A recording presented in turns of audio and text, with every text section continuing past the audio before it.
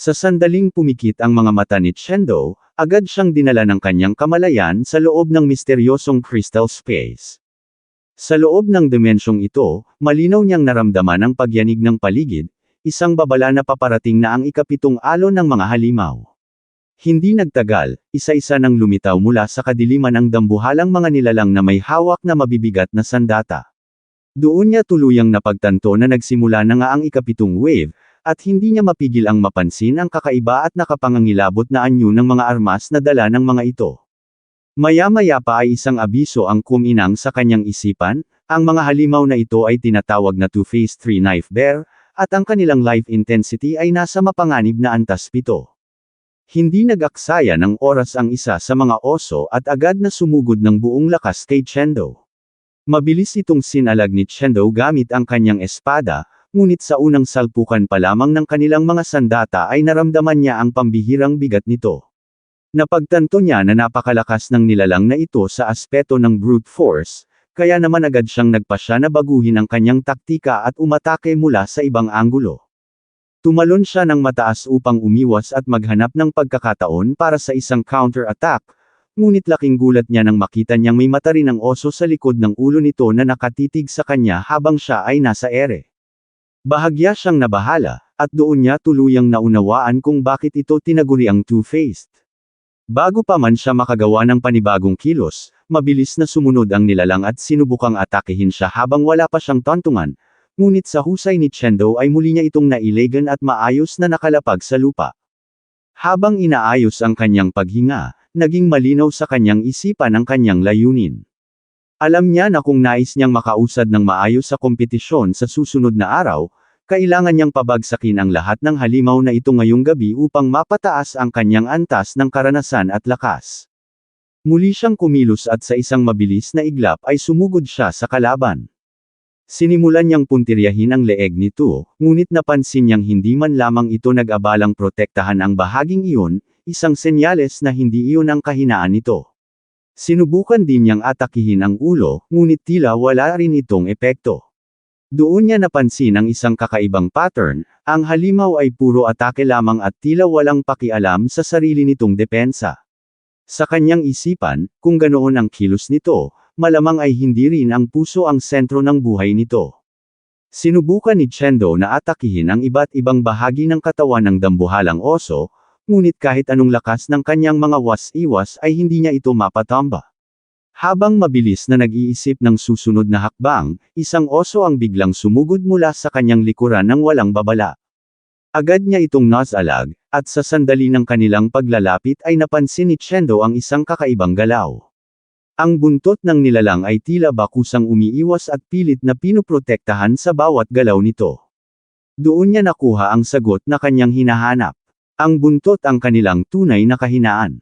Upang kumpirmahin ang kanyang hinala, muling kumilos si Chendo. Balak niyang sadyang mag-iwan ng butas sa kanyang depensa at magpanggap na aatake ng diretsyo sa ulo ng halimaw. Nang simulan niya ang plano, mabilis niyang inangat ang kanyang espada na tila ba tatapos sa buhay ng oso sa isang bagsak sa ulo. Ngunit sa mismong sandali ng salpukan, bigla niyang binago ang direksyon ng kanyang espada at mabilis na bumagsak pababa, diretsyong tinarget ang tinitingnan niyang buntot. Bakas sa mukha ng halimaw ang matinding pagkabigla, ngunit huli na ang lahat.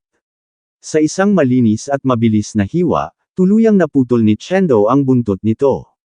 Sa sandaling iyon, ang dambuhalang nilalang ay bumagsak at nawalan ng buhay. Doon niya tuluyang nakumpirma na tama ang kanyang hinala. Nang may bahagyang mapang-asar ng ngiti, sinabi ni Chendo sa kanyang sarili na tingnan na lamang nila kung gaano katagal may tatago ng mga susunod na oso ang kanilang mga buntot sa ilalim ng kanyang espada ngayong gabi.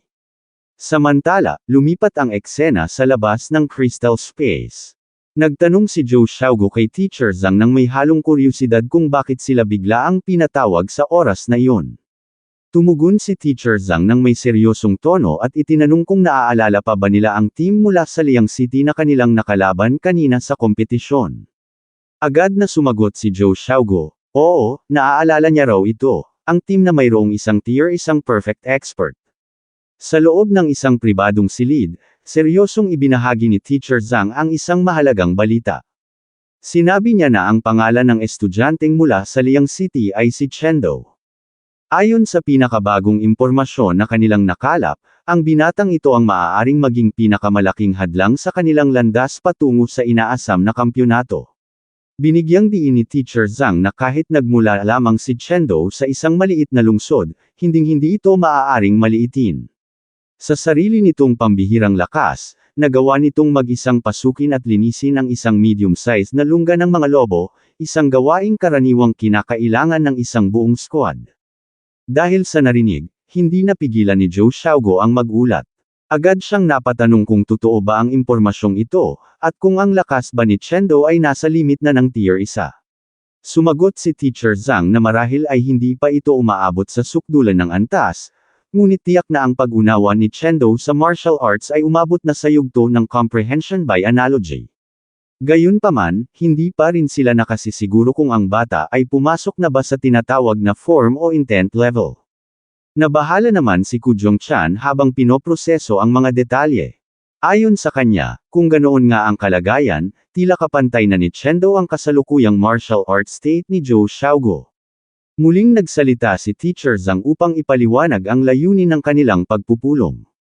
Pinatawag niya ang lahat ngayong gabi upang magbigay ng babala, sino man ang kanilang makaharap, si Chendo man, si Wu Zhang, o kahit sino pang maging kalaban, kailangan nilang manatiling maingat at huwag kailanman magpapadala sa pagiging kampante. Pagkatapos ay direkta niyang tiningnan si Zhou Xiaogo at itinanong, sakaling si Chendo ang makatapat niya sa arena, gaano kalaki ang kanyang kumpiyansa. Walang pag-aalinlangan at buong tapang na sumagot si Zhou Xiaogo.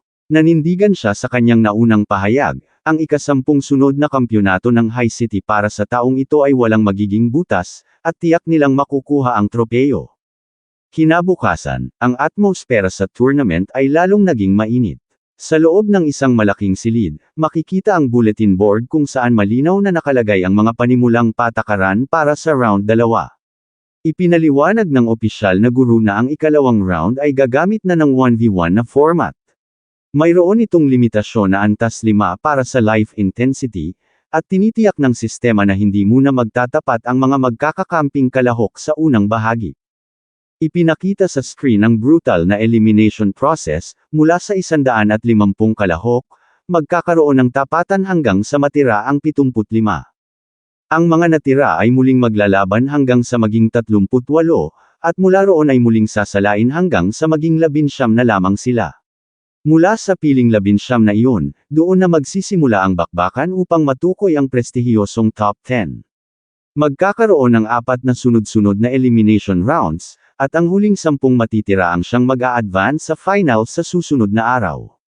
Idinagdag pa ng guro na ang automatikong sistema ang mag-aayos ng pagkakasunod-sunod ng mga laban. Ang mga kalahok na mabilis manalo sa kanilang rounds ay mas maagang isasalang sa susunod, habang ang mga tumagal ang laban ay titiyakin ng sistema na magkakaroon ng sapat na oras upang makapagpahinga at makabawi ng lakas. Ang numerong nakatalaga sa bawat isa sa kasalukuyan ay base lamang sa rangkang ng kanilang performance kahapon at wala na itong ibang malalim na kahulugan. Napaisip si Chendo habang tinitingnan ang kanyang numerong 16. Sa kanyang kalkulasyon, nangangahulugan ito na pang-4 ang kanilang team sa listahan ng mga nakapasa kahapon. Ilang sandali pa, nagsimulan na ang automatikong sistema ng pagpili para sa unang pares ng mga mandirigma. Tahimik ang buong silid, ang lahat ay pigil hiningang naghihintay sa unang laban na lalabas sa screen. Nang tuluyan ng lumitaw ang resulta, hindi napigilan ng ilan sa mga nanunood ang mapamura sa gulat.